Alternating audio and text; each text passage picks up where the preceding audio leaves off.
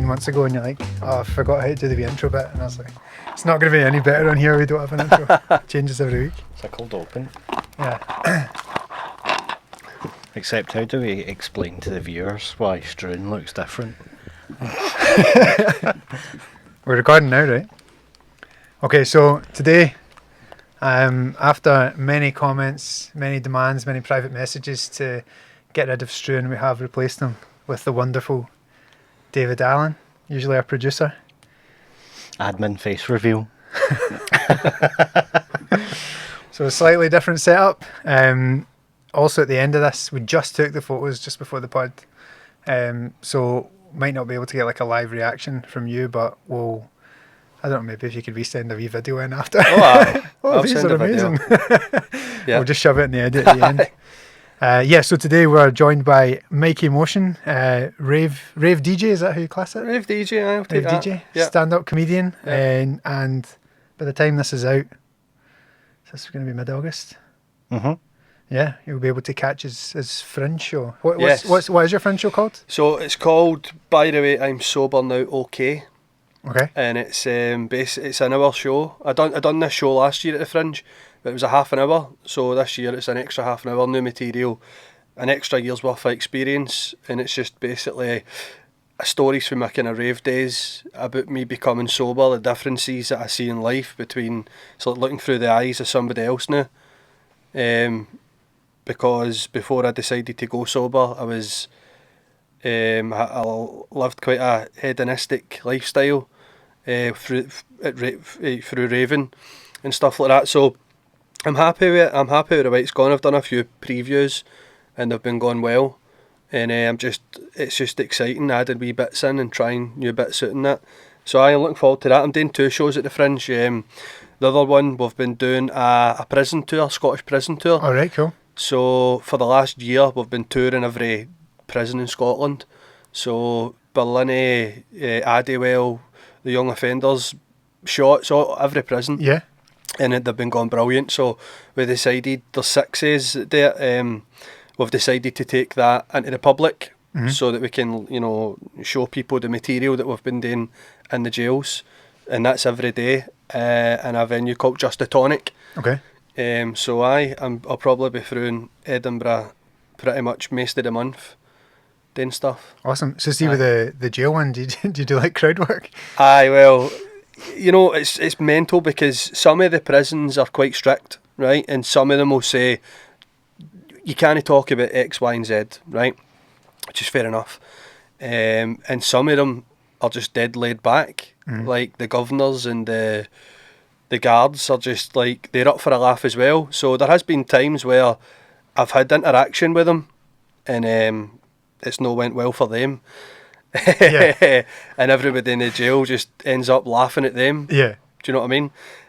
But it's some of the jails are just like don't talk about this, don't talk about that.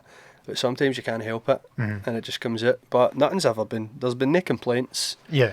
Do you know what I mean? But it's mad. Like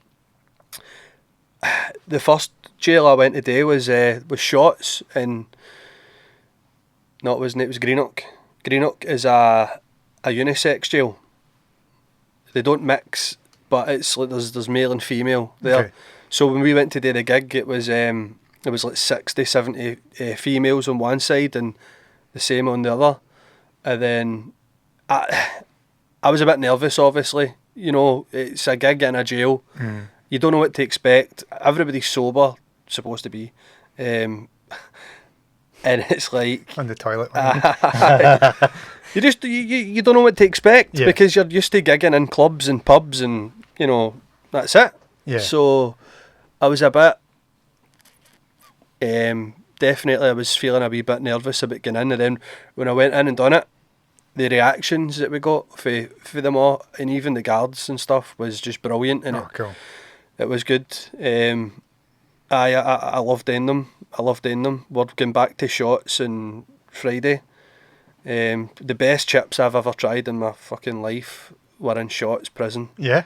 I'm no kidding on, like the 5-star TripAdvisor for 5-star chips. ChipAdvisor. Put their Instagram up. Shots Right, jail chip. I honestly, like, they're just But when you go to do these gigs, right, they take you a tour of the jail first. Right.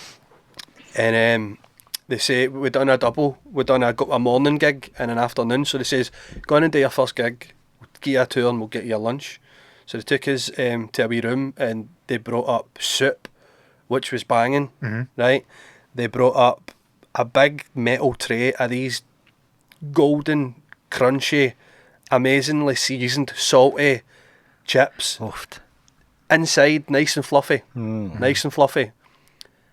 And I never eat before a gig, but I ate this full tray, right? And I was like, oh, bring me more. And we Jack Trainer, one of the other comedians, was like, whoever made them, let them out early. They deserve early release for them. Honestly, they're magic, man. They're fucking good chips. So they're made by the They're made by, inmates and aye, stuff, yeah. the inmates. So obviously, you know, for good behaviour, you'll get a job in the canteen and stuff like that. But aye, they were just brilliant. And I rave about them. I've got some wee bits like, in my sets that I talk about the chips and a few wee callbacks to the chips. I'm glad I went and done them because, like I said, you don't know what you're in for when you're going into do them. But I've got a lot of material out of this. Yeah. Sitting at a point where I was, I think I've got like an extra 25-30 minutes of stuff that kind of works. Right. So before that, I was like, right, what am I got to talk about now?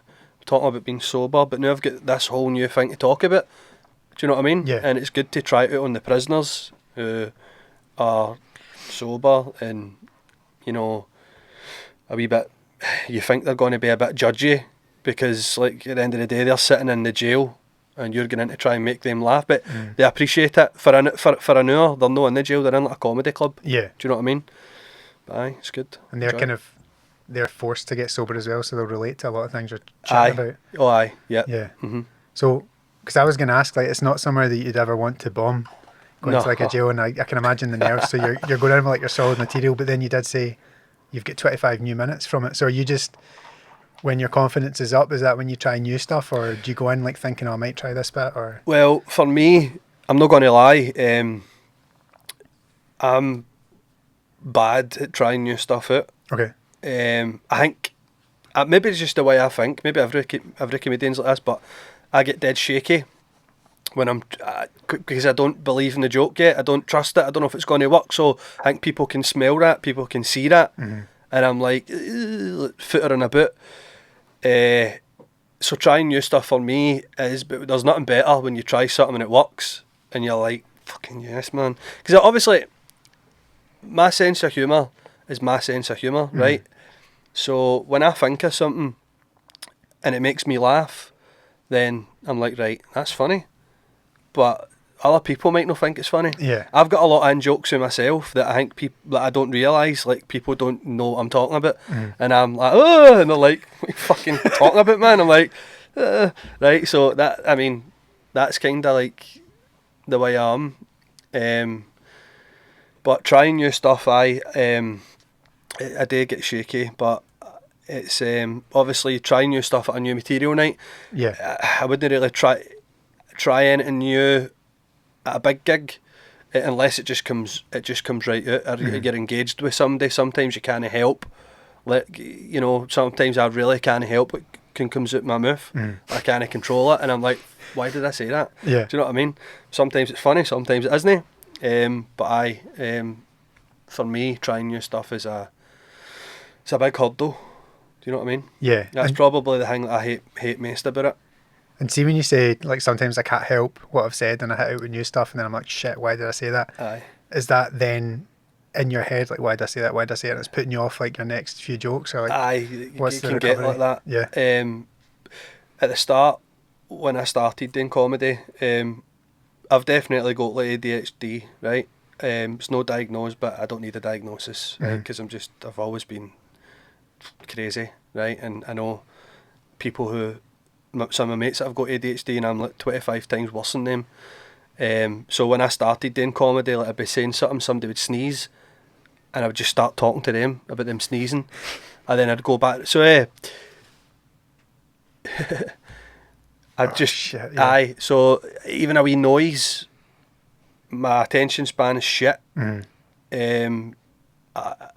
getting better at it. Like, just like speaking to somebody and falling back into the material. Mm. I've doing this has made me grow so much, like in terms of focus and concentration.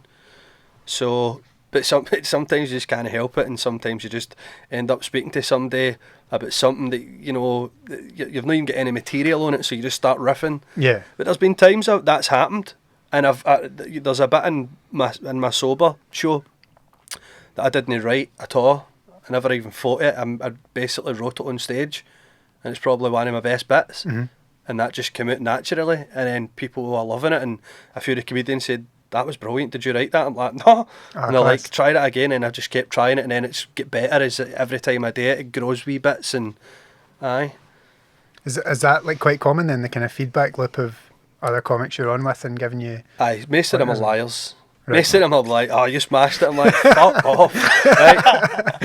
Right? But you know yourself, if you've had a good gig, like, if I have a bad gig, right, I don't want to see anybody. I want to teleport back into my bed. Mm-hmm. I don't want to have to pass anybody in the street. I don't want to see anybody on the bus, because they know.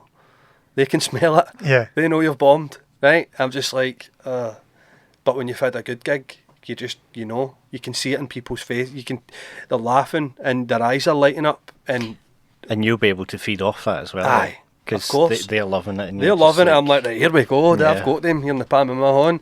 Sometimes if you've got them, like, my favourite thing is obviously the crowd laughing, right? Mm-hmm. But my favourite thing is pure seeing it in their eyes, like their eyes light up, right? I love it. That's what I love. And sometimes they're no eyes are not lighting up. They're like, Yeah. I hate this guy. Do you know what I mean? Just something. It can happen. I mean, you can go up and you could say something that somebody doesn't like, and then you spot their face, and you're like, oh fuck, they hate me, and I'm concentrating on them. But my favourite thing is definitely just the eyes lighting up, and just you can tell. And then I know when I want to walk in the street, I want to go on the bus, I want everybody to say, I just had a brilliant set there. Do you know? I want people to know. But aye, it's definitely got its ups and downs. Comedy.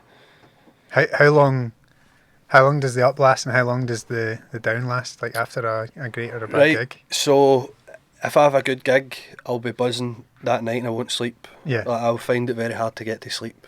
And probably into the next day, I'll still be buzzing. I'll still have that wee kind of good vibe. And then I'll start to come down and I'll be like, right, I need to go on the stage again. Right. If I bomb, I hate myself for about a week. I'm like, I'm quitting. Right? Okay. It's like, I can't. People saw that. People witnessed that. They think I'm shite. Do you know what I mean? Yeah. That's what you think. Like, they people have walked away with the impression that, oh, he's shite. Mm-hmm. They don't get that you need to bomb. You need to do this to get better. But that'll probably last. It can last a few days, up to a week sometimes. But obviously, if you've got a few gigs that week, you can redeem yourself and get the buzz back. So do you find it hard once you bomb to, like, I know when you said when you've had a good gig you want to like go up again or whatever. If you've had a bad gig and you don't have one booked in and you want to quit for the week, does it take you a while to like ask for another gig, or how does it work? I don't know. Like, I've got my calendar's pretty good now. Yeah. It's like there's weeks where there's like 3-4 gigs. There's a week where there's maybe 1 or 2. I don't ask for much gigs. Sometimes, like, when you're like, right, the diary's empty here, then you need to start, because it is like a circuit. Say, like, if I'm on in the stand, right, sometimes if I've done like a couple of nights in there, you'll not go back on for 4 or 5 months or something. Just the way it works. So you need to pick your times to. I don't want to pester anybody because I know what it was like to be a booker. Do you know what I mean? So I'll just have my gigs, and then if somebody, you maybe meet bookers at a gig and they'll see you and they'll say, oh, can I get I heard you on this night, can I get on? But it's just like when you bomb, it's a hard thing, man. Honestly, it's like I always said like a come down. Feel like my weekends that I used to have was obviously horrendous, but this is my new come down. Right, yeah. A bomb, and then comedy's like my new drug.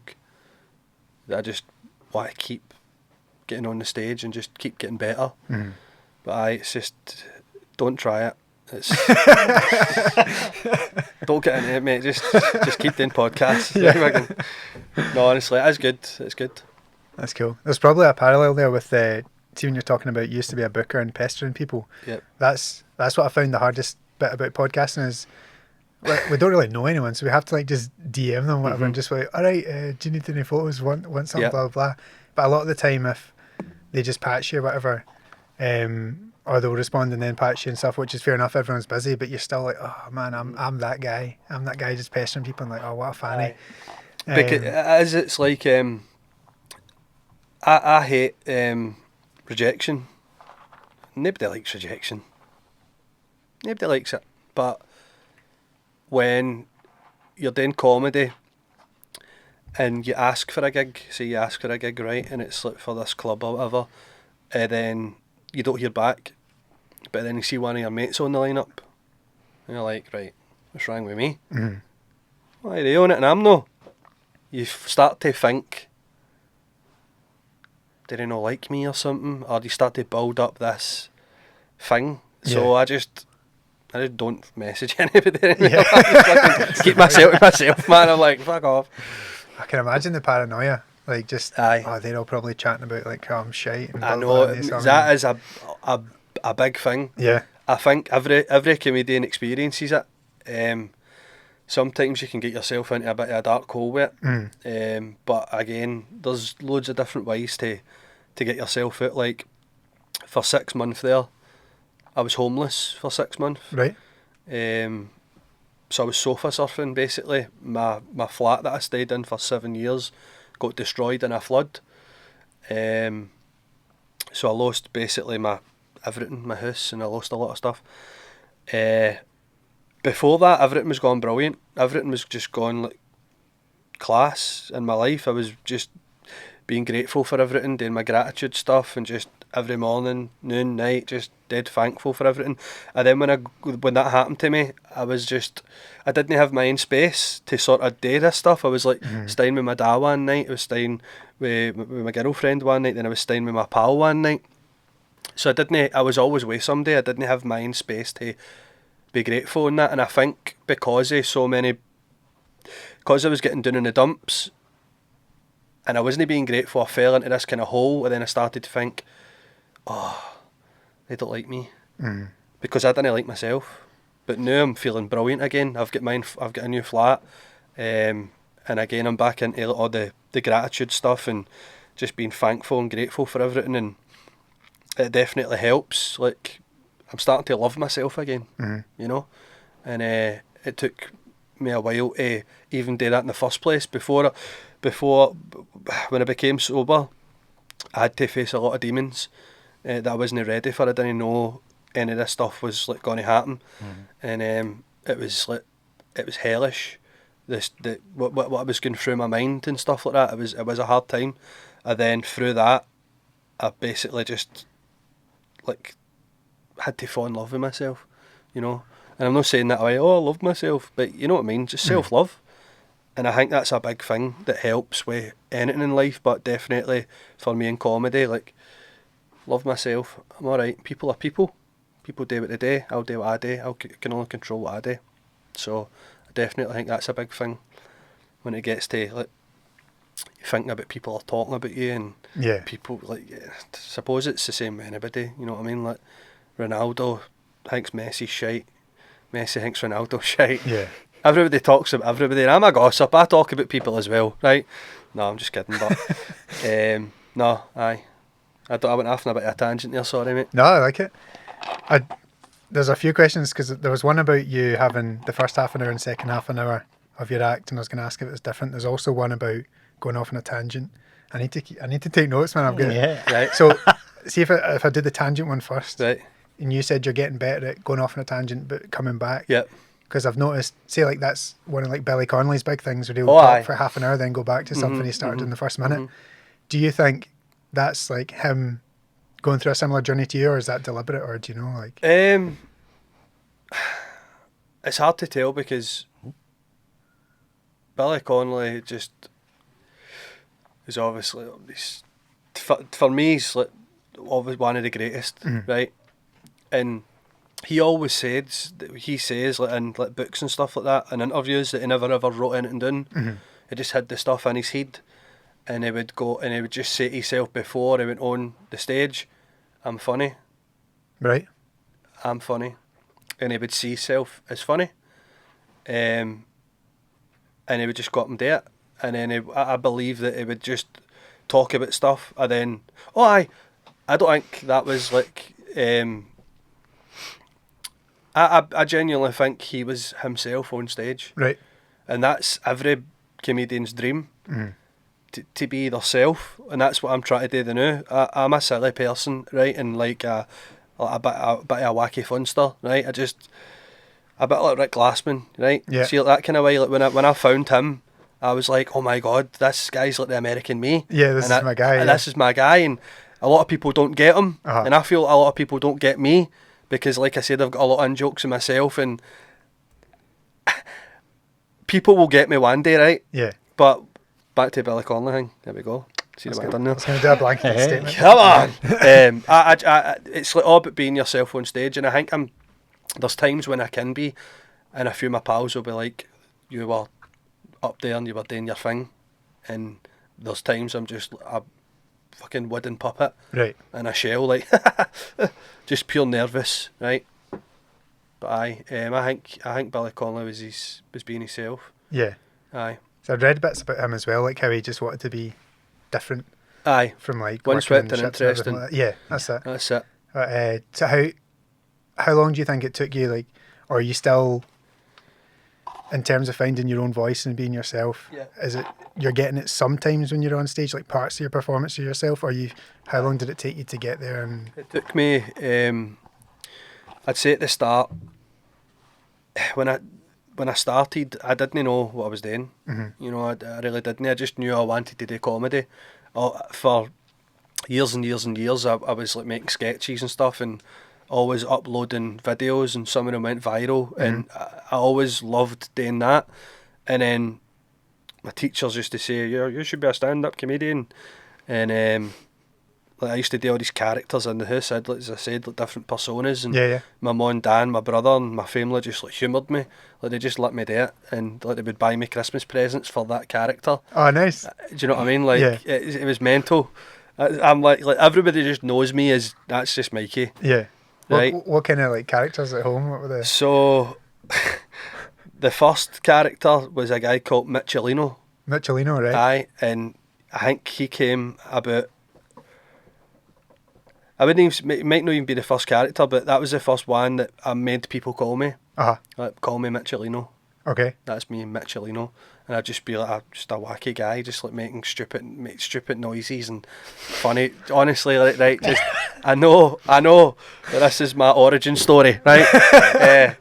And then there was just loads. Like I would do an alky. I had an alky, and I would just cut about with like this wig on, and a set of his teeth, Right, okay. and a empty bottle of White Lightning. Yeah. I just talk like an alky, and my mum would just walk in my room, and I'd just be videoing myself. She'd be like, she's like, leave you to it, she's like, that's your gran and grandpa's fault, because I used to stay with my gran and grandpa a lot, and I love staying with them. They used to just have constantly on the telly all the time. Can you remember a sketch show for like the 80s, like maybe early 90s, called Naked Video? No, I don't think I saw that. No, so it was it's like, you know, Ramsey Nisbet, Aye. right? So that started off as just a sketch and Naked Video. Right. So it was like it's like your first chewing the fat. Kind of like how Still Game was. Yes. Like a kind of, Aye. well, Jack and Victor or Yeah, a wee bit of that. just like and that. Stage show and stuff. I watched a like lot of that and I loved it, and I think, and I watched like comedy as well. Billy Connolly was always on. Mr. Bean, all that stuff. Yeah, I like love Mr. just Bean, man. all that stuff, like, and I just loved it. Like when I went down there, that's what we would watch. Yeah. And then I would just, I was quite good at voices and stuff like that. And I was just definitely hyperactive. Mm-hmm. Do you know what I mean? In a wee world of my own, just trying to make shit up. I had a character called Pat Noodle. Pat Noodle. Pat Noodle. And it was a guy who was like a kind of half Glaswegian, half Scouser. Right. And he had like a moustache, and he had I got a perm. For the character. For the character. Yeah. And I was working in a place at the time, a call centre, Credit Fix, and I made everybody call me Pat Noodle. Like, Mick, I'm like, Mikey, I'm like, just wouldn't answer them. I'd just be like, do you mean Pat? And I stuck to it for ages. I had a guy called Toby. This guy was obsessed with his hair. He had like a quiff. And just, it was like a bit of a pretty boy. I'm not a pretty boy, right? I'm a straight up fucking street 4. Maybe a 3-4. Wait for the photos. Right? I know, mate. I know you're going to work your magic, but this is like just honestly, mate. I'm just thinking about it. I'm just like, what am I doing, man? No, that's class. I had a ghost called Ivan the Ghost. That's my like, papa's name. Like was it? Aye. Yeah. And he haunted houses, and you can actually see. I made a movie about 12 years ago, and it's a 2-parter. Oofed. Yeah, it's called Paranormal Activity in Motion Mansion. Okay. And it's all about me getting haunted by this ghost Ivan, who I play. Yeah. My brother's in it. All right. I should watch it. Is it on YouTube? It's on YouTube. Oh, class. Yeah, I'm definitely watching Is it the whole like bed sheet with No. the eye holes cut out? No. Like Nothing like that. yeah. Mate. Nothing like that. Ivan's he's a piece of work. Put that away. We had to get an exorcist in. Does he haunt haunted houses? No, he just Or just houses? Haunts houses. Right, I thought you were saying got that he like haunts haunted houses. No. A very niche. Is he like invading other people's space? Or what? He's got like a pure shite Australian accent. Like just like, why would an Australian ghost be haunting a house in Cambuslang? Do you know what I mean? That's my humour. Like that's jokes that people would miss. But I think too much into it. People just won't even laugh. I think that's funny enough. Yeah. That's what I mean. We in jokes. Like I'm like, Yeah.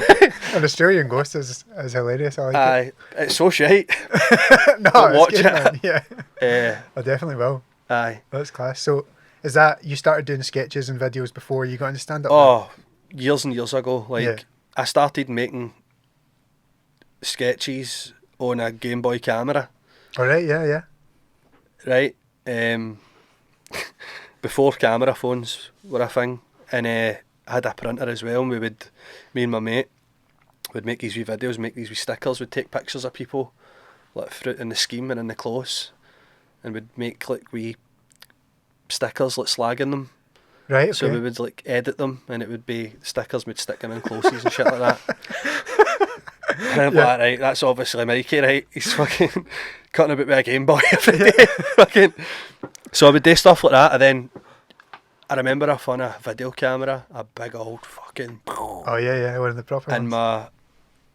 my mum and dad's cupboard, and me and a few of my pals, like my mum and dad were at a pub one night. I'm probably about 13 or something, and we were out trying to make a ninja movie, like pausing it and jumping in the air, jumping on the couch, and that was our first kind of re-venture into that. What was that called? I can't remember the name, but it was definitely ninja, something to do with like us kicking each other on our couches and shit. Yeah.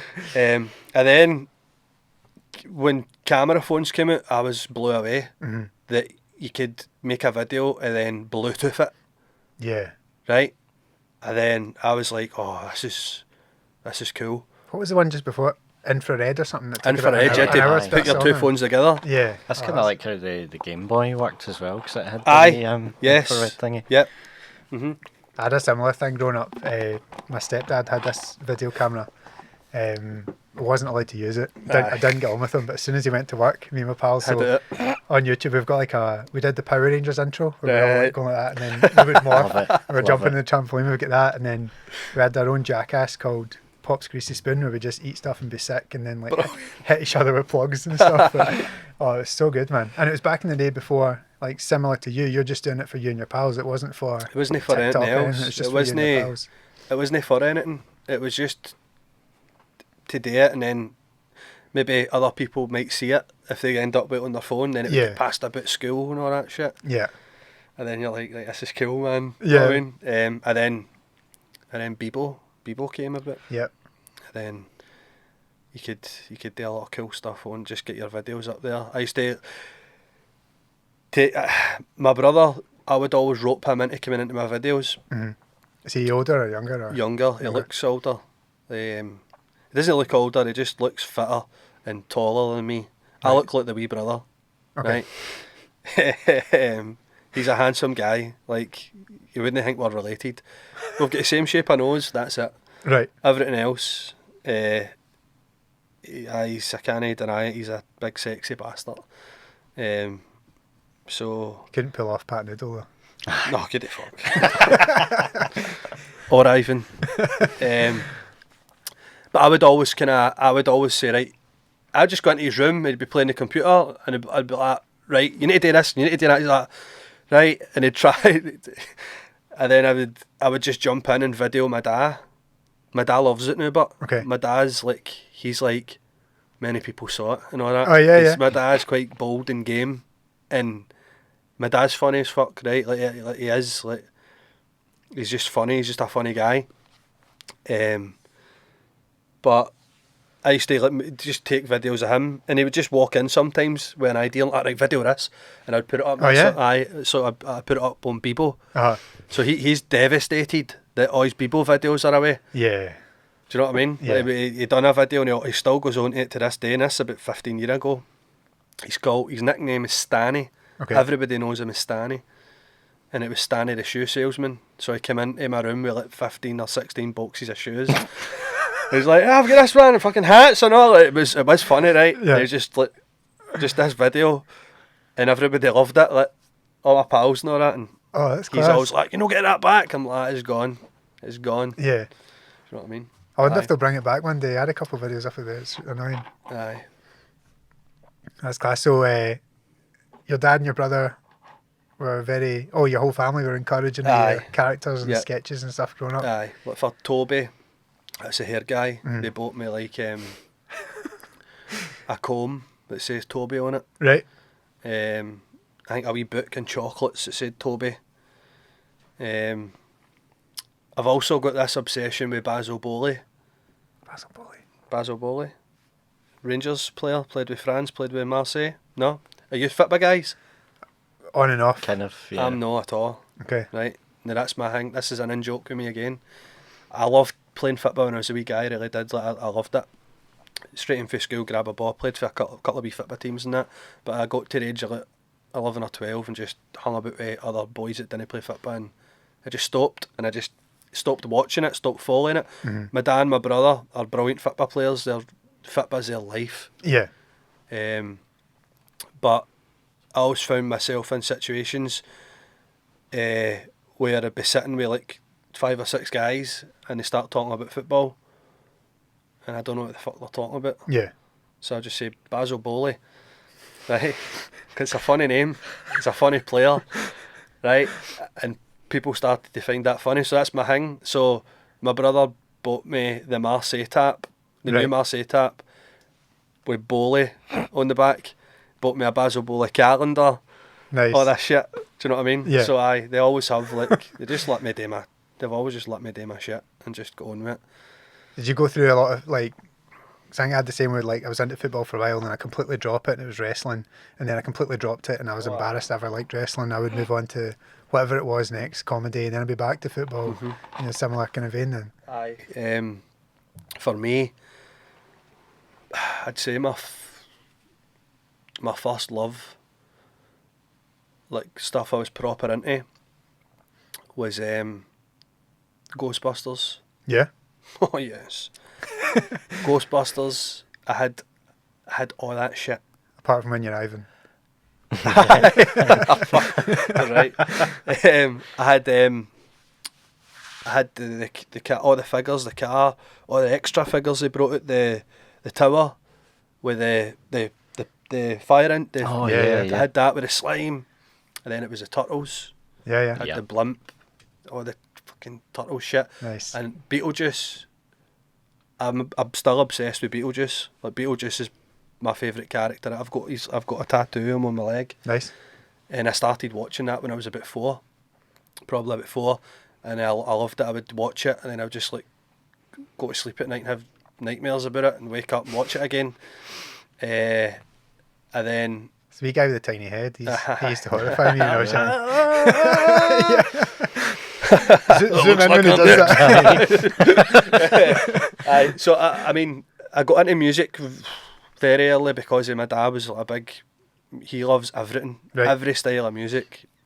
He had a huge vinyl and CD collection, so I was listening to that, and I remember he gave me, I think I must have been about 9 or 10.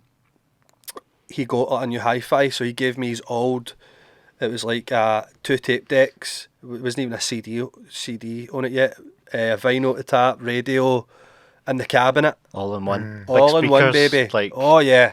Yeah. So I quickly learned how to make tapes. That was like my first kind of Okay. DJing, I suppose. I loved music. And then I loved football. I loved Arsenal. I had Yeah. a big Arsenal thing. I had Arsenal wallpaper. And then I'm an Arsenal man. something came that I'm quite. Are you an Arsenal man? Aye. Yeah, Aye. yeah. I loved everything about Arsenal. come on, you Gunners. Aye, I could probably name every player for the team in 19 when I used to watch it. I loved, I proper loved it. But then I got into the Spice Girls. Nice. And That's quite a contrast. That's Arsenal, even before Spice I Girls. started masturbating. So I've no excuses for being a wee Spice boy. Do you know what I mean? Yeah.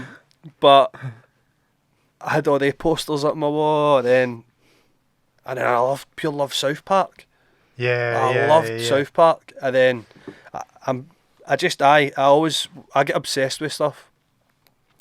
When I start to like something, I'm like, right, I want to find everything out about this. I need everything. I need to. Do you know what I mean? Yeah. Hyper focus. Hyper focus. The longest thing I've ever stuck to though is like DJing, Right. hardcore music, rave, techno music. That's like I've never left that. Every like, other thing, I still have a lot of wee bit of love for all my old things that I was into. Obviously comedy as well, but in terms of sticking to something, I stuck to DJing DJing. So for a long time. did I cut out there? No. So with the DJing, I first saw you on, like I said this to you before, Street White Whale, like Darren Connell's podcast. Absolutely amazing podcast. If you've not listened to it, Brilliant. anyone watching, and you were saying that when you started DJing around your like house or your neighbourhood, whatever, like folk knew you DJed and used to get you in, but like with folk way older than you into parties and stuff like Yeah. that. Can you talk Aye. about that? That sounds mad. Aye, so I think I was about 11 or 12 when I got my decks. I was heavily into hip hop, Okay. right? Like, I wanted to be a hip hop person, right? I wanted to be. I loved it. All the kind of West Coast stuff, like NWA, Dr. Dre, Snoop Dogg, all that. I proper loved it. And again, I would make these wee tapes. Did you have a rap character? Aye. MC Brilliant. MC Brilliant. Aye. I was Darrell. Class. So I just loved hip hop, and then it was my auntie that for my Christmas she used to get me like a CD and a video or something. So I picked this one. It was called Death Row Uncut, Too Gangster for TV. Nice. Incredible. Right? Yeah. And I was 11. Like, it was like she should never have bought me this video, right? Yeah. It's like parental advisory Aye, content like more than having, triple X on it. Do you Yeah. know what I mean? Like fucking. But I got this video and I watched it so many times, and there was a video in it. DJ Quick. Have you ever heard of DJ Quick? Nah. Right. And I can't even tell you the name of the song. It's so explicit. But in this video, he's in a titty bar Right. and you see everything. But also in this video, there is a guy scratching on a set of decks. Yeah. So I didn't really know what decks were at the time. And it was, I was like, that's just, what is that? That sounds so cool and it looks so cool. So I just begged my mum and dad every day, I want decks, I want decks, I want decks, I want decks. And then one day I came home from school, it was like, probably, it was right at the start of the summer holidays. And I just walked into my room one day and there was a set of decks on my bed with a big fucking bucket of records. Nice. I was like, oh man, yes, they're here. And but the bundle of records I got, it was all happy hardcore rave music. Okay. And I just listened to them, and it was class to me because some of these happy hardcore tracks had like rap samples in them. Oh, nice. So it just all sounded magic to me. And then started, like, I met a few boys that I'm sort of like my best pals still to this day through music and through decks. And then we would go and swap people records, and there was like rare records. Like there was like, we used to listen to pirate radio stations, and then like they would play the best tunes, and they would try. You didn't have any internet to try and track tunes down. Yeah. So you would go to different schemes, like you weren't allowed to go to. And you'd be dodgy, and you'd be like meeting this person for a record, and there'd be people gang fighting, and you'd be like, right, they're there, and you'd pay like £100, £200 for one record, just so that you had that and nobody else had it. So it was amazing, man. But anyway, I started making tapes and putting them into school, made a wee bit of a name for myself, and I had built up a cracking collection. And then like older people would, like, I was only a wee, I was about 12, but it was like 18, 19, 20-year-olds coming to my window. Basically my room turned into like a wee shop. Yeah. Like, it was guys coming back for their work, and I was like taking money off them and bumping them as well, by the way, because I was a good salesman. Yeah. I would be like, oh, wait, hear this. They're talking about this on this radio station, nobody's got it ready. So I bought it for HMV for a £5. I'm selling it for £40 or that. Yeah. That's the way it was. Yeah. So all that stuff was class, but obviously because I was kind of making a wee bit of a name for myself with the tapes and stuff like that, older people for the schemes were turning 15, 16, 18, 21, and then I get booked for a party, and I didn't know how to DJ at a party. Yeah. So I had to learn, and I didn't have speakers, so my mum then went out and bought me these big fucking massive speakers. And Sound like you've got brilliant like parents for that. aye, honestly, like, honest to God, like, I love them so much for just supporting me, and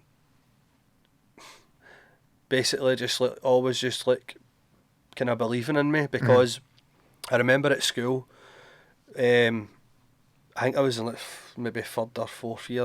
It was before when I got my decks. There was a big day in the library, and it was like, oh, about what you want to be. And I was like, oh, I want to be a DJ. But the teachers were just laughing at me like, God. It's like, you can't, it's a nighttime job, you need to pick a real career. Yeah. And stuff like that. And I was like, well, I want to do that. And they just laughed, and I was telling my mum that, and they're like, if you want to be a DJ, son, you be a DJ. Do you know what I mean? Yeah, that's cool. Get a job as well, but Yeah. but if you want to do it, then at the end of the day, I'd done what I said I wanted to do. Do you know what I mean? Yeah. But I done it. I played at loads of big festivals all over the place. I've played every major like kind of super club in the UK, and at one point that was just a dream to me. I used to fantasize about it. Like, even when I started working, when I was like, I left school just before I think it was just before I turned 16, and then as soon as I turned 16 I started working straight away in a factory, Menzies distribution. Yep. But I would just walk about in there all day with my headphones in, with rave tapes like from my favourite DJs, and I would just visualise myself like being them and just being a DJ. Then a couple of years later, it just all started to happen. You basically manifested. Yeah. Well, that's what I say. Like, I manifested before I even knew what it was. Mm-hmm. Do you know what I mean? Because obviously I manifest every day now. Like obviously you watch The Secret, you read these books and stuff like that, and then. But when people started talking to me about manifestation, and when I watched it, I'm like, wait a minute, I've done that my fucking whole life. It's me. I'm the manifestor. I am the manifestation man. No, but it's funny that you look back, and I do remember wee moments I had, like, in work or whatever, or talking to people. Like, I'm telling you, like, even older boys in the scheme, some of them even told me, like, you'll be a DJ. You Yeah. will, I can remember them saying it to me. I can remember that moment, and I'm like, I know. And then you just, like, go out and do it. That kind of stuff sticks with you for a while, especially when it's like a third party saying it. Aye. Because I remember, a couple of things like that in the past that being supportive, and you do remember it. I definitely remember it. And then people can tell you're shite as well. You remember that? No, Do just you know forget it straight away. Nah. What was your favourite, like, gig? Right, well, there's been loads. Right, well, I'll tell you. I used to go to, remember Berghaus in Glasgow? Vaguely, yeah. Right, so that was, like, probably one of the best clubs ever in the town. Now, we used to go to Berghaus Unders, and they played happy hardcore, hard house music. Right, it was fucking mental. Every young team for Glasgow Just outside descended in went. It was crazy, like, mental, right? like a rare place of solidarity. Aye, and it was a big circle. Yeah. Right, like, we were I'm for Cambuslang, but I grew up hanging about with boys for Fernhill, which is right next to Castlemilk. Okay. So we would team up with Blackhill, which is at the other side of the city, and, like, Gorbals would team up with Pollock, which it was mental, right? I don't know who made the rule book up for this. Like, right, I don't know, but it happened. But I used to go there, and the DJ that was on was Dario. His name was DJ Dario, and it was amazing. Like, everybody knew who he was. It was just amazing at scratching, mixing, brilliant. But I would just go and we would jump a bit, and I would just look up, and I'd be like, I want to be up there. But I was only, like, 13, right? And then I ended up being a resident in there when I was 18. Right. So I started getting booked for an event called Twisted and Brainfire, which was, like, UK hardcore rave music, kind of gabber. Have you ever heard of the term gabber? Gabber. No, I don't Gabber. think so. So it's like it comes from Holland, so it's like kind of darker style. Okay. So that kind of stuff they played there, and then when I got to play that set, it was vinyl I was playing, and my hero, like, complete hero, for was a wee guy collecting his vinyl CDs. Remember the Bonkers CDs, Happy Hardcore Bonkers. Scott Brown, it was DJ Scott Brown, Yeah. Evolution Records. So he was my hero, and then with that set I done, I was basically hounding the decks out of him. He was on after me, so I had to, like, basically support him. And the place was packed. I had honestly about 95 of my pals there, and there was like 3,000 people in the place probably, and all my pals are looking up, like, and I was like, so Yeah. that was even some of the unders gigs in there. Still to this day, I've been to raves all over the place, and there was something magic about that. But there's been hundreds, man. Gigs in Ibiza. I played in Lorette de Mar for 7 years in a row. An event called HDID in the Sun, and even getting to play at that was brilliant because me and my brother travelled there to just go to a week festival. Yeah. It's on for a week. Right. Hardcore all day, all night. Right. Jeez. So me and my brother, like, my brother wasn't even old enough to go yet. Like, I think he was 16 or something. And I was like to my mum, please let him come, I'll look after him. My mum and dad's like, alright, okay. And we went, we had the fucking best week ever. Me and him, first time he's been on holiday self with me, bumped into met loads of people, still keep in contact with him to this day, and that was 2007 or something. So that was an amazing event, and then I got booked for the one after that, and then every year after that I got booked to play, Nice. which was just amazing. So what, when you got the decks when you were 11, like, how long did it take you to be like, oh, I'm going to start making tapes? Or, like, how... So you were making, like, your own mixes of stuff, right? Yeah, so I'd already kind of made tapes before I even got decks with just tape decks. Yeah. So it was obviously no mixing, but I'm just playing good tunes. So I'd say it probably took me about 4 or 5 years to get good, Okay. really good, but I'd still made tapes, and I learned how to scratch before I could mix. So people would hear the scratching and just think, oh, he's brilliant. Yeah. But the mixing was shite, right? Like a DJ would be able to say, right, that's crap. Yeah. But it took me a while, I would say. But that's just, honestly, every day practicing. When I got up in the morning before I went to school, I was on my decks. Yeah. When I came home, I was on my decks. If I went to him, and then all my pals got decks. So we all had decks. So anywhere we were, there was a couple playing FIFA, and then there was somebody on the decks, and you'd swap. So it was just always decks. Nice. But it took me, I can't put an actual time on it, but I can remember learning like properly like how to mix, and then being able to mix, and then actually enjoying mixing. Like, Yeah. the two of these tunes are doing going it, I'm together. doing It's fucking, it's just a pure buzz. That's cool. So when you were saying about the FIFA thing, we used to all play FIFA, and there was one guy who had a set of decks. He was a wee bit older than us, Jamie, and he was epileptic, Right. but used to just sit in his room on his own, put on strobes, and he really wanted to do a DJ. So his brother would just find him passed out, like having a fit. He's like, Fucking oh, big bang upstairs. Like, that'll be Jamie passed out again. He's suffering for his art. Yeah, exactly. Commitment to the craft. Aye. Yeah, cool. So you're saying the Raven things, that's like your first love, and then you had sketches, and then comedy came Aye. a wee bit later, right? Mhm. So, I know deep down in here somewhere that I always wanted to, but even before I did try stand-up comedy, there was a period about maybe 8 or 9 years that I really wanted to try it. And that was just through making people laugh and seeing people laughing and getting a buzz. Like, Yeah. I can make people laugh, and then enjoying it. And then with the videos and all that. And then I don't know if you see, I hate talking about it, and I'm trying to lean into it now more than ever. But the Berghaus jacket. I was going to ask you about that, yeah. Right. I'm bloody roasting. Right. I didn't realise that was you. That's me, aye. Right. Really? Aye. Incredible. So I done that video. Basically, for about 4 months before that video happened, I was doing this thing called Berghaus spotting, right?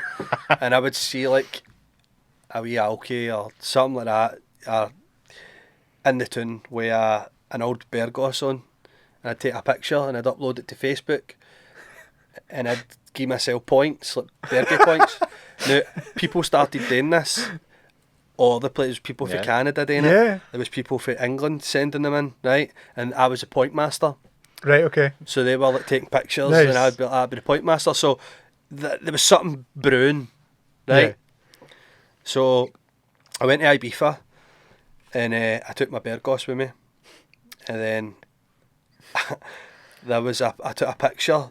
I was sunbathing with the Berghaus on, but there was like 5 like pure nice looking ladies sunbathing. They were just pure like, and I was just in between them all. And the picture, my mate Rob Drivum, who's a DJ as well, he took a picture and uploaded it, and that went viral. Right, okay. So there was something brewing up even more. Yeah. And then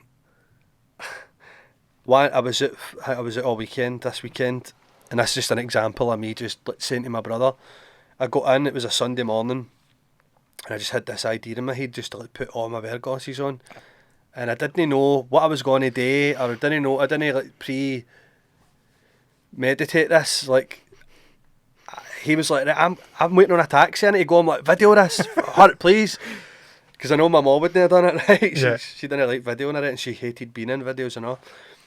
So he's videoing it, it's not that, right? It's absolutely a bloody roast, right? So I just started, right? Probably one of the stupidest videos I've ever done, right? I used to put a lot of effort into like trying making sketches clever and funny. Yeah. This was just daft. And I shared it, and it just started going crazy. Like, immediately just went viral, and Yeah. everybody's messaging me. And I remember going to Scotland with my ma, and people phoning me like, mate, I'm sitting watching these numbers going up and up and up and up. And then I think it was like Unilad that contacted us.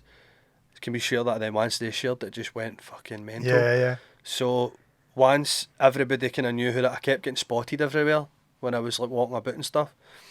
Everywhere I went. And then I was like, right, I want to do this live. I want Right. to do this character live. So I wrote a wee bit for him, and it's just like the voice that kind of gets people. It doesn't Yeah, really yeah. matter what he's saying. He's just a stupid character. So I done that, and I thought this is how I'm going to get into doing this. Because there was a few times I was wanting to just try stand up. I didn't know how to get into it. I didn't know about open mics or anything like that. So I was just got to try and put something on in my local pub. And I made a wee stupid kid on flyer just to see if people would go. This is in 2011 or something. Right, okay. Mikey stands up, and it's just me, a pure shite flyer. Who's coming to my night? Yeah. And people, I'll come, but I didn't ever put it on. So it was always brewing in the back there. Oh, right, okay. No, I'd never ever done it. But then, obviously, when this Bergie Boy stuff happened, then I was like, right, I'm going to do it. And I put a night on, and people bought tickets, and I'd never tried stand-up comedy before. And I done 1 hour of material. An hour? I know, mental, right? It's just unheard of, but it was shite, right? Like I done the first half an hour. It was just me on stage, but I was steaming, and I had taken some 2 CBs, which is like acid. Right, okay. So Jeez. I know. So I was just like, Was it actually an hour or was it 5 minutes but it felt like an hour? it felt like 10 hours, right? No, it was an hour. And the first half an hour, it was just me on stage, like, just telling jokes and just try to tell wee stories and stuff like that. And some people were laughing, and then I can remember it being dead awkward because I just blanked it at one point, and I was like, whoa, this is hard. I thought it was easy to be funny. Yeah. It's a different thing. It's a completely different thing for being funny in person, being funny on Facebook, Yeah. online, to actually standing up and doing it. Then the second half, I done Bergie Boy, and every cunt was just all fucking howling. Yeah. Because we had the jackets on, and I was just walking about and talking to people, and people had already invested in that character. They'd already seen the video, Yeah. so it was just easy, I suppose. And after that night, I went home and I was like, right, I'm going to do this. I'm really going to try and smarten up my act. Started watching everything on stand-up comedy. Started reading books. Started listening to audio tapes. Then that was an obsession. Like how to write a joke and just stage presence, everything. I just threw myself right into it, and I love it. And like I said, that's my new drug. Watching all the podcasts and just watching comedy specials and getting up there and doing it. I know when I say this, usually people like, shut up, but I suffer for terrible, terrible stage fright. Deep down, I've always been a nervous, shy wee guy, but I think all the characters, Yeah. making people laugh, being silly, being stupid, is just me, something that I've made to hide the real me. Yeah. So even with the DJing, I was nervous as fuck at the start, like playing in proper like venues, proper raves. And then because I'd done it so long, I just lost the nerves, and I just started buzzing and getting excited. Like it doesn't matter how many people I'm playing in front of. I'm going up. I know what I'm doing. People are there to rave. That's what I'm going to make them do. Yeah. That's what I'm trying to get to with stand up now. I'm trying to get that, because it's horrifying. It's before a gig, I'm like, why am I doing this? The voice comes, you're not funny. Who do you think you are? And then you need to remind myself that is just a voice, like it's for somewhere in my past, maybe the teachers or whoever it is, like saying you can't do this, you can't do that. And every time I do it, I'm proud of myself for going up and doing it, because it's terrifying to do it. And then if it goes well, I'm like, oh, I done it. I fucking done it. Does that shut the voice up for a bit Aye. as well? Oh, aye. I'm like to the voice. Fucking. Who can do it? Who can do it? I know I can do it, but it's just before it. It's just like, I'm sure everybody gets it. The fear. The fear and the voice. I mean, what I make a habit of doing is talking to, surrounding myself with big comedians, like proper professional comedians and chatting to them and asking them questions. Yeah. Just so I can learn. And I'll ask every single person the same question. I say, how do you feel before a gig? Are you nervous now? Are you... What tell me. And most of them will say the nerves never go away. Yeah. A few comedians have turned around and says to me, no, I just get excited. And I'm like, well, that's where I want to be. And I've read a lot of books on stage fright and I just like nerves before a gig. Yeah. And there's a load of different things that you can do to get yourself in the zone and not be as nervous and not look nervous. And I'm trying all these wee things, and sometimes they do help, but every gig's different. There's no two crowds that are ever going to be the same. Yeah. You can do... I've done material in a gig and it's went brilliant, and I've went to another gig and done the exact same material and they look at you like you're a fucking... I don't know, just like they hate you. Mm. So it's a mad thing. There's so much in it. Getting into the flow state, is that what they call Getting into the flow. And I don't know, man, it's just a hard one, because sometimes I'm alright. Sometimes I'm like... I think sometimes when I'm with certain people, gigging with certain people, I feel good and relaxed. And then when there's other people there, I'm like, oh, fucking... I hate gigging in front of them. Mm. Is that like you feel like they're better than they're judgmental people, or what? I don't know. It could be a mixture of things. But there's a mad thing that happens, like, there'll be... this is what I think, like, there'll be comedians out there who think I'm good because they've seen me, and every time they see me, I probably have a good set. And then there'll be other comedians who just think I'm pure shite because every time they've saw me, I've maybe bombed or it's not went well. There's so many comedians out there. Yeah. So I think you start to know your people. Like, oh, I feel comfortable tonight. Yeah. Oh, they're there. Oh, brilliant. You've already like climbed that hill. You've already beat them. So you're just... I'm trying to get into the... I write a lot. Not even jokes. I'm talking about like, writing, about visualising stuff. About I write it as if it's already happened. Okay. So I like Laugh in the Park gig was on Saturday there. Yeah. 3 or 4 days before it, I was writing as if it's been and gone. Okay. That was so good. Oh, that's cool, yeah. The crowd were amazing. They were the best crowd ever. They were clapping, they were cheering. I seen their eyes lighting up. Just, it didn't rain. All that stuff. I can't remember how I got into talking about that there. She said there's certain people at your gigs that you're happy to go up in front of. Aye, that's it. So I'll write. Well done, mate. That was good. I'm surprised at memory. myself there. I'll write. It didn't even matter who was there. Mates, I hate my mates coming to see me. Yeah. Right? I fucking hate it. If I'm seeing somebody, they can't come to my gig, right? Because it puts me off. But I'm trying to get into the habit. It doesn't matter who's there. I'm going up and I'm going to do my thing. But it does put me off. Honestly, see, when I see my mates there, I want to kick them in the face. Just sitting there going... Because I'm like... I've made them laugh my whole life. I want to make strangers laugh. But it puts me off, mate. I told last year, the Fringe last year, all my mate, like, we've got a good big group chat.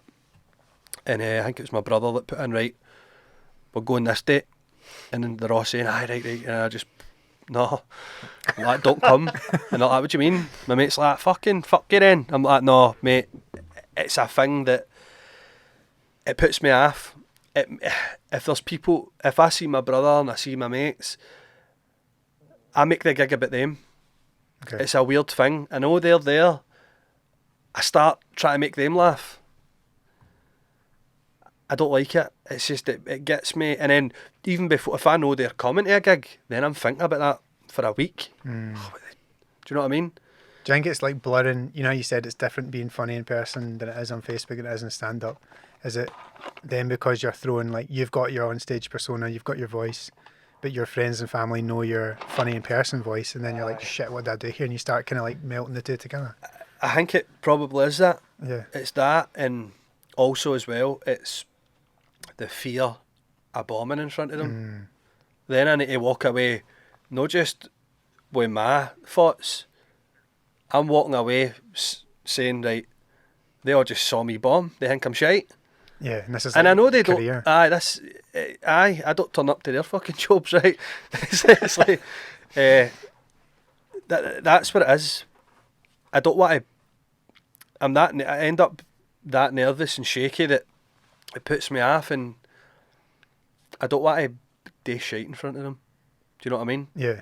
And eventually, hopefully, I'll get to a stage where I'm comfortable and it really doesn't matter who's there. But I know there's a lot of huge comedians that don't like to see mates and family and stuff at their gigs. Because it's a distraction, man. The only parallel I can draw with that, but there might be a positive as well, is say if I'm like interviewing someone at work, the person that can come in and he's comfortable, he's not bothered, he just talks shit. 9 times out of 10 they're crap because they've just talked their way into every job in their life. Whereas the person who's sweating, or like, say you have an interview but you know someone is interviewing you and you're just way off and you're sweating. But I prefer those people because you know they care. Aye. You know they're going to do a better job. Yep. You know they've got the passion, and they're so conscientious that it's just throwing them off. Yep. So maybe in the same way of comedy, like, at least they know, or they could know if you talk to them, like, I really care about this, but you guys coming here, you know, it's... Aye. No, I have had that talk with like my brother, my mate Sean, who we've wrote a lot of stuff together and done stuff and like made some music together, and he is like one of the funniest people I know, and the two of us make each other laugh. Like when he can make me laugh and I'm nearly having a heart attack. He's like, only him and my dad can do this. Yeah. Nobody else can make me laugh like this. Like my mate's like, you're going to die, and it's going to be because of your dad's told you a joke. You're going to have a heart attack in a couple of years, and it's one of your dad's shite jokes. Yeah. Right? So we're dead close that way. Yeah. And I'm my biggest critic, but he's a big critic as well to me. Okay. He knows how much I love this, and he knows how much hard work I put into it. But I still don't want the cunt there. Yeah. Right? I just don't. It's hopefully one day, but I mean, they came on Saturday, right? Right. And it Laugh in the Park, so a big outdoor gig. And it was I was like 5 or 6 of them sitting in a row, and I was just like, right, they're just the X Factor judges now, to me, right? And out of 800 people in that park, I could only see them. Feel them. It was all of them. Yeah. And I even went off my material to address it because I couldn't help it, and that's just like an ADHD thing. Do you know what I mean? Yeah, it's going to sit bugging you Aye. until you address it. Aye. So I just much rather prefer they let me go on with it, get to a level where I feel that, right, I can do this, like I'm consistent. Yeah. I know, and I'm comfortable, and I'm me. I don't care who's there. Hopefully one day, but for now, fuck off, lads. Who's your, who do you like comedy-wise? Is it more the American folk in that, or? Aye, I would say everybody's going to say Billy Connolly, aren't they? Because watching him, and you're a wee guy, and his funny voice and the way he says things, jobby, like fuck off, the way he says shit is just brilliant. Yeah. He was always one of them, but I would say all the American, like Rick Glassman, right? Yeah. Like, I don't know, man. Just like, I just pure get it. Yeah. Right? I love Rick, man. He's so good. It's just, honestly, like when I found that, I've no missed an episode since, and I'm like, this guy's brilliant. I just feel like I can connect with him a wee bit. Yeah. Right? And I love Joe List. Yeah, yeah. His special on YouTube's amazing. Amazing. Sam Morrell, Mark Normand, Yeah. all them. Mark yeah. Norman's quite like a nervy guy. Aye, You aye, can tell he's always proper worried, but still hits out with the jokes. aye. Definitely, he's amazing, brilliant. If you like Rick Glassman, it was 2 podcasts I found this year, and it's been a total revelation. And it's one, you know how you're saying, like, on stage I find a voice and I can be like silly, and it's like a mask for my real self. Yeah. I kind of find the opposite with the podcast. Like, I really want to be silly, but I don't want to be a dick because it might not be funny. And people are like, what's this guy doing? Mm-hmm. It's about the guest. But Harlan Williams, Right. the guy who drinks the piss in Dumb and Dumber, Oh, aye. he's got his own podcast, and Rick Glassman's on his, and he's on Rick. So good. It's- The two of them, Yeah. I've got a chemistry. Like, yeah. huh? That's my impression of him, by the way. Well, it just okay, it doesn't move his neck. Sort of thing. Like, yeah. Even gonna in be like something that. about Mary, 7-minute abs. 7-minute abs. That's him, innit? Yeah, That's yeah. him. Aye, they have got. I love that. She's just pure heavy, silly. Yeah. Like just being a wee guy. I'm quite like that with my mates. Like I'm 37. I'm 37 in December. Right. No chance. I know, I thought No. you were my age. What age are you? 33. Right, what age are you? 31. What age are you? 30. I'm the oldest in this room. Yeah. Fuck off. Kid, I'm not saying he's look older, right? But I probably have got the smallest penis in the room. I mean, let's give you a pod exclusive. Portrait of a But penis. me and my mate, I'll say we call ourselves we're wee guys. Okay. Pure wee guys. We do wee guy things. Like I still wear trackies. Yeah. I'll still go to his and we'll just sit and watch the telly and Yeah. slag things on the telly. Just watch films. Like I don't think I'll ever grow up. Yeah. Do you know what I mean? Like my dad's 65 and he's a wee guy. Right? He looks maybe about 50 or something, and he's still a wee guy. So that's what we call ourselves, so wee guys. Right? It's just, I don't know. It's just I just love being silly. Yeah. I feel comfortable when I can do that with people, and they do it back, and I'm like, right, he's cool. Yeah. But sometimes I get into situations and I'll maybe try something, and then people will be like, and they're just like, there's nothing the matter with no being silly, Yeah. but it makes me feel uncomfortable. Yeah. Do you know what I mean? Yeah. You can't Aye. relax and be Aye. yourself. Yep. I remember there was this show in air. We talked about it in the episode with Ian White. But it was like an art show, and they had like paintings and murals, but live performances as well. Aye. And everyone was like exactly what you'd expect. You had like kind of top knots and kind of like baggy jammy Yep. trousers and the kind of artsy types. And Massive cardigans are about Yeah. 15 sizes too big in that. Aye. one guy came on. He had like an inflatable, what do you call it, a paddling pool Aye. full of broken glass. So he started crawling on it, and it was working for like 3 seconds. And then he cut his hand, and he's like, Oh, right. and then he did a headstand, and you just see it blood like pissing down. I'm like, this is the worst thing. Like, you know that way you're trying not to laugh because everyone's like, oh, and clapping, and he right. like doesn't move. And I was like looking about, I was like, why is no one laughing? And there was one other person, it was my cousin's pal. She was laughing, and as soon as like that kind of way when you connect, and I was like, caught eyes, and I was Aye. like, right, thank God. But then I Aye. couldn't hold it in. It makes you relax. Yeah, Do you know what I mean? but it's sad when you're in a situation like that, man. It's awful. Aye. No, I think in school, like when I said I used to just jump about like doing these characters and voices and stuff like that, I could tell that I could probably creeped people out a wee bit. Right. But I did end up like the people I hung about with were like hard men.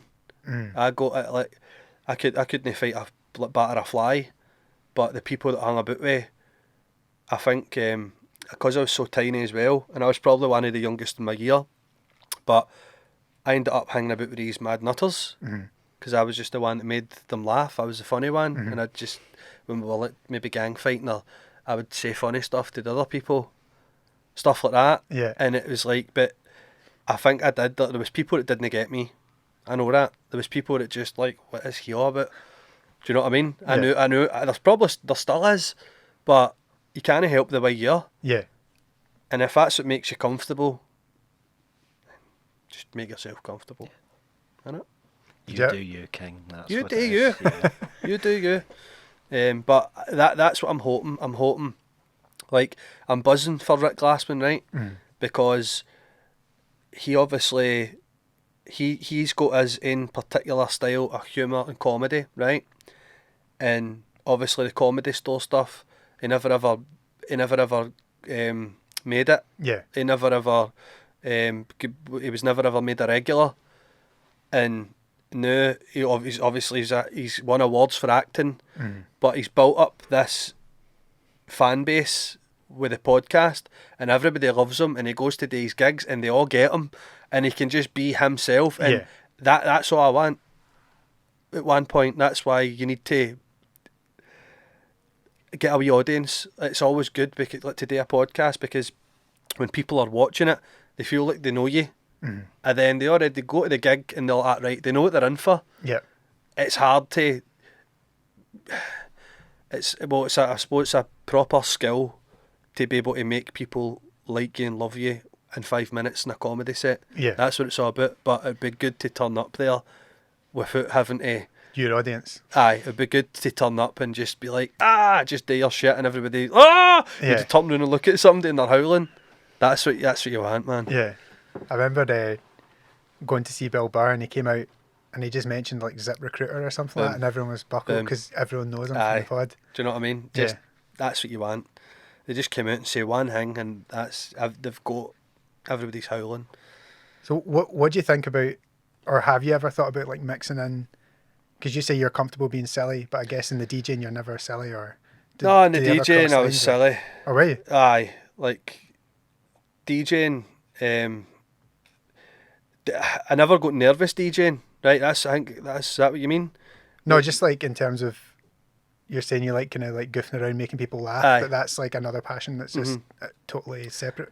It's separate, but even at that, I'd be like dancing stupid and making stupid faces and doing stuff like I was proper silly at a rave. Like just walking about like just being creepy. not a woman, but just like yeah. I used to take a lot of drugs at these raves, and sometimes you couldn't help the way your face ended up. Yeah, but I can't even remember what we're talking about there. Just have you ever thought about like mixing or trying to bring in a bit of mix into your stand-up or whatever? Or? Actually, do you know what? I had a good thought, and it was at New Year.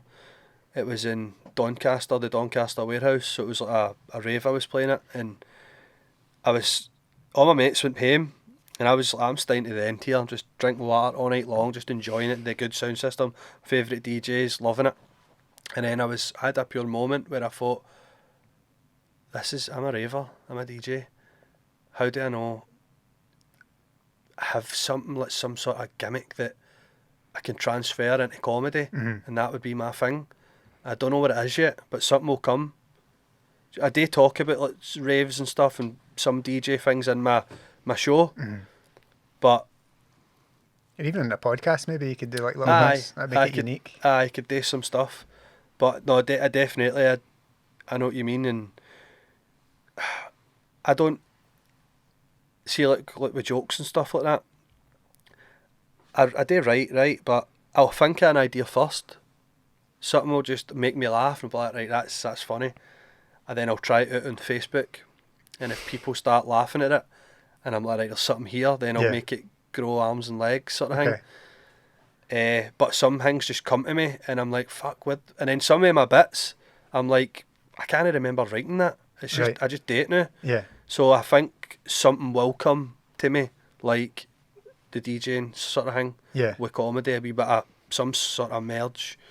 Like there's got to be something that'll think of, something will come to me, hopefully. That'd be cool. That'd be cool, aye. Can we go back to your... Oh, sorry. I was going to actually ask, you said that you don't feel nervous when you're DJing. No. Why do you think that is? Is it because folk are there and they're actually just following the BPM and stuff like that, and you're just mixing the tunes? I think it's like, obviously you don't want to mess a mix up. You don't want to... I mean, at the start it was terrifying getting up and doing it. Like I remember I was in a DJ competition, 2004 or 5 or something like that, and loads of people entered it. And I remember the rave the competition, it was stinking because all the DJs had nervous farts. Right, like and I was contributing big time, and everybody's like, it's fucking rotten in here, man. I'm like, no, like, oh, I need the toilet again. Right, so I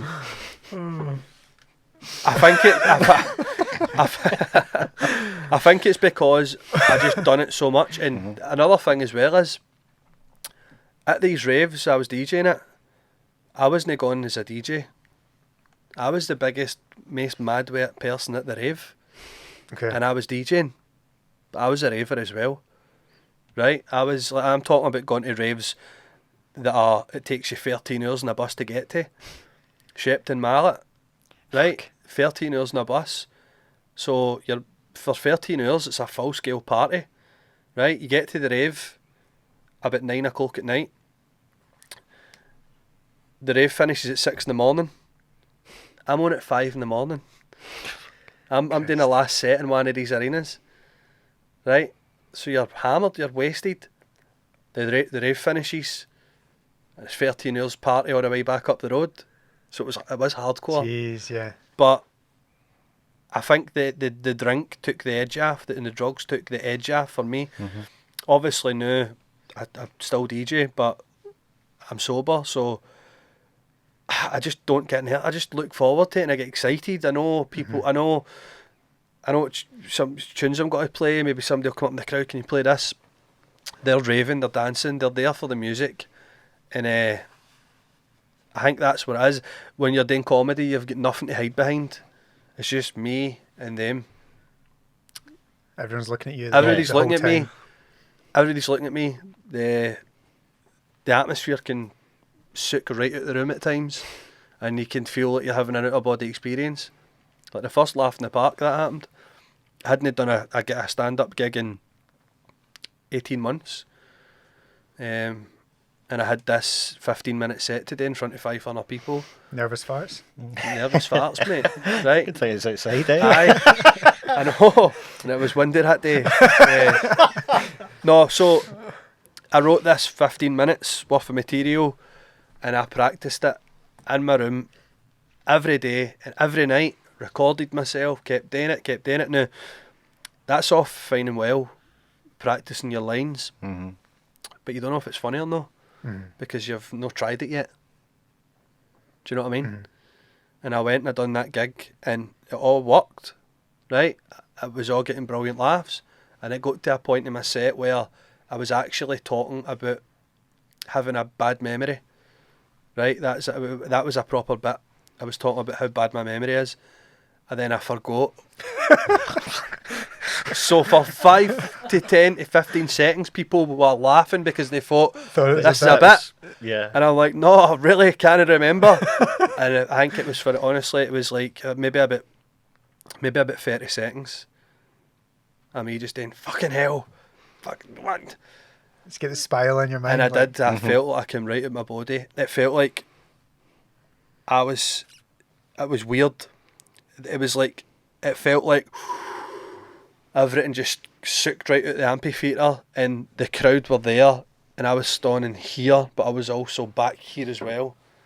It was weird. And that happened to me 2 weeks ago, and it's not happened. It's only happened to me twice that I've proper blanked out. Happened to me 2 weeks ago, done a gig in the Hard Rock Cafe. Hadn't done a gig in 2.5 weeks. Okay. And I went up, and I just wanted to speak about the room. There was a few things in the room I wanted to point out. So I started doing that. People were laughing. Then I was just about to fall into my material, and I didn't know where I was going. I was like, so I've been, I don't know what I've been doing because I can't remember. And it lasted about 15 seconds, man. Fuck, and then I back into my material, and it worked. But it's a horrible thing, man. It's a horrible thing when it happens to you. You're just like, because that 15 seconds feels like 3 hours or something. Do you know what I mean? And then you beat yourself up for it. I'm like, how can I let this happen to me? Yeah. And do you think that's just from not doing it for 2.5 weeks? Is that how quick it is to get rusty? Aye, you need to be doing it all the time. Yeah. Honestly, it's like, I mean, 2.5 weeks off, and I went back on the stage and I felt like it was my first time on the stage. Oof. Honestly, you need to, and I think it's just because I went up and I was speaking about the room, and then usually I'd go up and just start with my opener, right, and I'd fall into my material, started speaking about the room, then started speaking to two people, then tried to go back, and it physically wasn't anywhere in my head to say, right, here we go. Yeah. I couldn't find it. I was like, Is that it wouldn't come to me. is that not like an ADHD thing with routine or I something? think, aye. Helping to memory. I don't know. I don't No, want to start definitely, shit. definitely, memory and stuff like that. But I've started taking tablets. I forget what they're called. Hey, no. This is where the rim shot on the soundboard is. There we go. Nootropics are called. New topics, yeah. I've been taking lion's mane Yeah, I've got lines, man. for focus and memory, and Yeah. I would say it helps. Mm-hmm. 100%. It helps. I forget what I'm talking about all the time. Like, my head just flies away. I forget the names of things. Forget the names of people. I'm terrible with names. Names of places, all that shit. That's bad. But I feel like taking the memory and focus tablets definitely helps. Yeah. Definitely. Yeah, lines, man, helps me as well. How long have we been going? An hour 26. Seriously? Oh, shit, right, okay. Fucking hell. We don't have the photos, which usually takes up the last bit of Aye. the podcast. We would like show you the photos. So maybe Struan, if you're editing, can get some lovely hardcore music if we have any royalty-free stuff. I can send you one of my tunes if you want. Yeah, that'd be class. Oh, yeah, that'd actually be amazing, yeah. I actually listened to one of your tunes, man. I felt like Yeah. I could slap the tits off a horse or something. It's proper mad. Aye. I used it to work out. It's better in a a proper sound system. Yeah. Like that music. Like, it took me a while to get to that taste. Uh-huh. A gabber. What happened was, in the scene, people were getting a wee bit older and there was new people coming in, and then the style of UK happy hardcore that we were playing, a lot of people weren't into that. People were more into the Dutch stuff, so I started getting booked to play Dutch stuff, Okay. and then I started to love it, and I was like, oh, this is great. And then me and a few of my pals would get together and make tracks, and then Yeah. we got them signed to labels and shit like that. And then that's where that came from. So we kind of fell into that by default, just because of the way the scene was gone. But that music, and there's something about it, like in a big club with a big sound system, it goes through you. Yeah. You can feel it, and it's brilliant, man. What- Honestly. Is there a difference between the DJ community with like different kinds of music and different like sections, say like hardcore versus like the house and your boiler room stuff? Yeah. Is there like a tension between them, or like? I mean, you'll get people slagging off different styles of music. And Yeah. that. I remember it was funny. We used to. Can you see me? Oh. Fuck's sake. What's wrong? I wheeled over to check the camera was still recording, and the chair's knocked the fucking Oh, right, tripod. We used to have a gig in Ivory Blacks. Yeah. It was it's my mate's night. Twisted and Brainfire, it was called. That was a UK happy hardcore rave. And it was funny because the smoking area, right, the Archies was on the other side, so there was Yeah. just a fence splitting up people that were got to pressure and ravers, Right, like okay, hardcore yeah. ravers, and it was mental, just winding each other up, like Yeah. people pure losing their ag and all that. And I love all music, I do, man. Like obviously I love hip hop. I fucking love drum and bass. Yeah.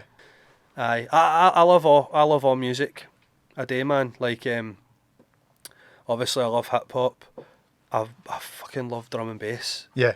Like, I always dabbled with it. I always used to, like, sometimes in a rave set, in the middle, like throwing a wee drum and bass, Yeah. and then like mix a hardcore tune into it. Right. Okay. Yeah. Yeah. So I always loved a bit of, but it's all I'm listening to now. I'd recommend. Do you like drum and bass or anything like that? I've not No. like listened to a lot of it. Right, But so maybe, like the there's- streets and stuff. Is that drum and bass? Aye. Yeah, I would. Virgin on it. Aye, it's kind like it's so there's so many different genres. Okay. It's just all different. Wait, give me a good person to say, and we'll cut that out. Right. Right. I'll be like, oh yeah, like. Right, so Sub Focus. Oh, like Sub Focus. Yeah. Well, that's class. Hey!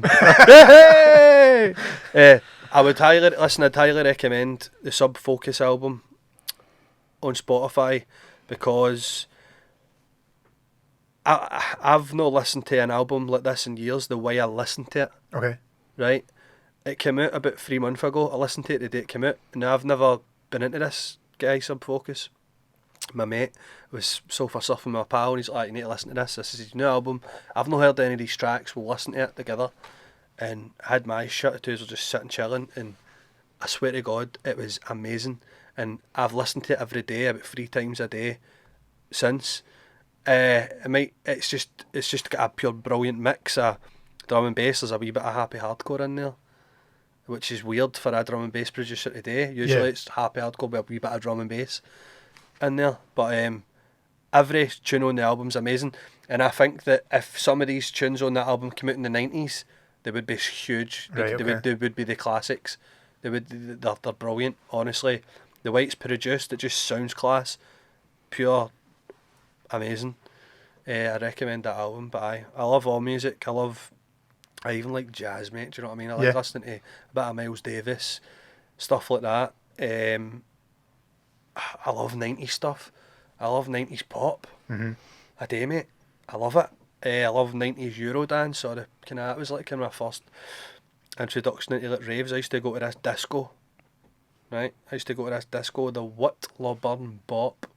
It was in a scheme called Whittlawburn, and it's called the Whittlawburn Bop. Now I went to this disco every week religiously, from I was 5 until about 3 weeks ago. No. Just punting toddlers at the way. No, I did. I remember the first time I went. I was 5, and I had a pair of green goofy dungarees, Oh, Incredible. hair spiked up. This lassie that stayed up the stairs for me used to watch me. She used to just take me out to play and shit like that. Yeah. She was about 10 or 11. I was 5, and she took me, and I just fell in love. Like a smoke machine, lights, can it, Mr. Rider, can it, Mr. yeah. Rider, all that stuff. People are all doing the rave dancing. I'm like, what are they doing? And I was like, I want to do that. And then all the kind of tunes I fell in love with. Do you know what I mean? But I love music, man. You need to get the goofy dungarees back I up. wish I for could you. find a picture of them. But I green, goofy, wee goofy. Nice. My hair spiked up, gel Yeah. with a mullet. Oh yeah. Spiky Nice. hair, Yeah. mullet at the back. It was identical to. Now please tell me you've seen the Lost Boys. Mm-hmm. Nah, you made the eyes there. You've not seen it. Mine's on the list to actually watch it. Oh, you not seen it either. Nah. It's one of my favourites, right? Like, again, that's a film I watched when I was like 4. Mm-hmm. And what's his name? Kiefer Sutherland. Yeah. Yeah. It's like basically Billy Idol, right? Yeah. So I was cutting about, dressed like Billy Idol when I was a wee guy, and Shaking Stevens, by the way. I was talking about my mum and dad being amazing parents. They actually abused me. Nothing sexual, not like that. Just Shaking Stevens. They took me to 37 Shaky Stevens concerts. 37. Really? Probably about that, maybe more. Between the age of 5 to about 10. They made me dress like him. They made me fucking dance like him. Honestly.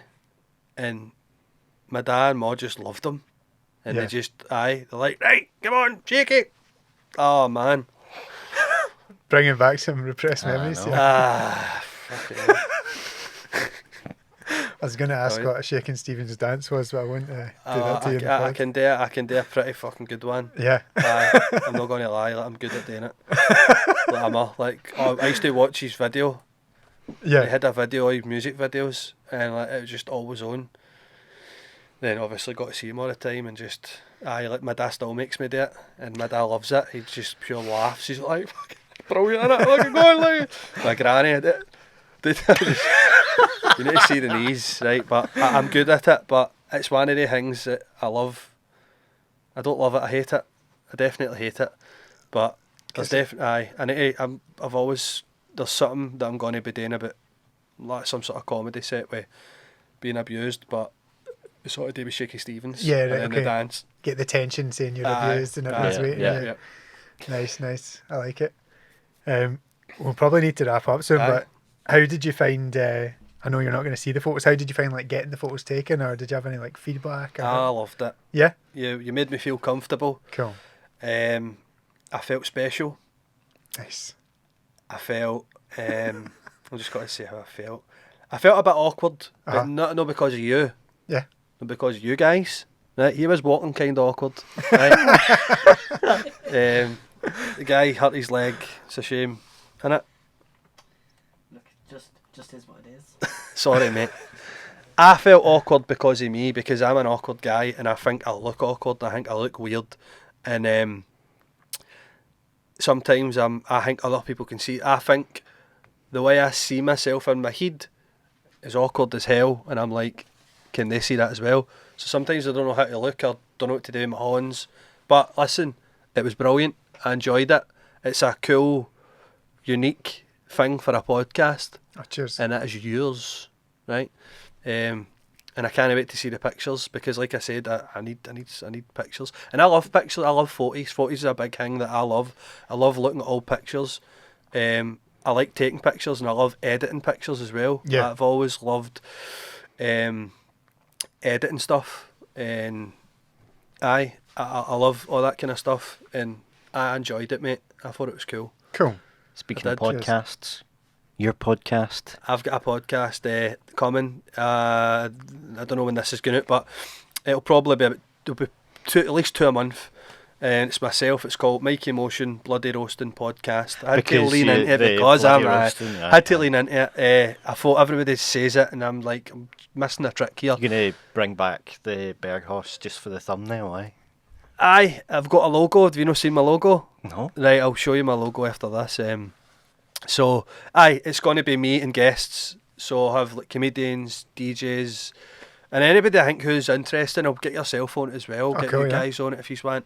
If I'm in a taxi, right, and the taxi driver's funny and he tells me a funny story, he's on the podcast. Nice. Right? Yeah, I love that. It's just that I want to have good conversations with people, and funny ones, and obviously as well, the whole point of this is to get people to watch it so they can get me, so they know what I'm all about. They can come to my shows, sell my tickets, and they know what they're in for. So I am looking forward to it, and I come see my friend's show, if that's alright, everybody. Every day apart from a few, and Just the Tonic, that's the prison tour, Wholesome Prison Blues it's called, and then I'm every Saturday in Boteco do Brazil, 8:30 every Saturday, an hour show. I'm happy with it. Come and see it. I think it's funny. I want to make you laugh. Come and see me. Come and say hello. Yeah.